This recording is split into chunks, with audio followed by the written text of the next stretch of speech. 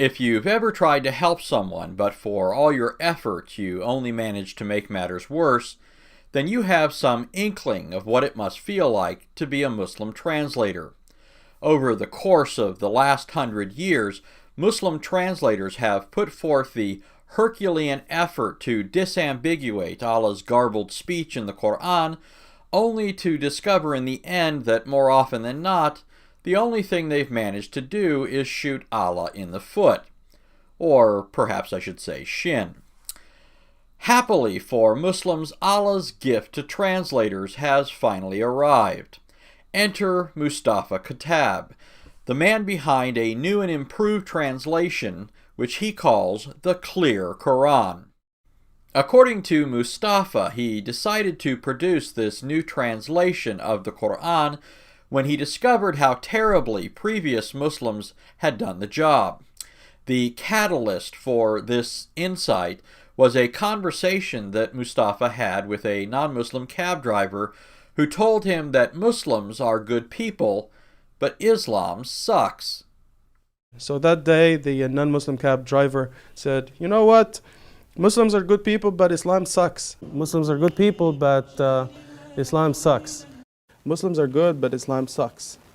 When Mustafa asked the cabbie his reason for saying this, the man went on to point him to Surah 855, which in many English translations says that non-Muslims are the worst of beasts or animals. I said, "Okay, why are you saying this?" He said, "Because your Quran, your book, calls me an animal. Your book, the Quran, calls me an animal. Your book, the Quran, calls me an animal." Apparently, Mustafa wasn't aware that this is how the verse had been rendered into English, and so he promptly went home and checked the online versions of the Qur'an in English and discovered to his surprise that that's exactly how it's been translated by a long list of Muslim translators. So that night, I went to my hotel room and I checked. There's a website. It's called Islam Awakened. They list like 40, 45 different translations of the same verse.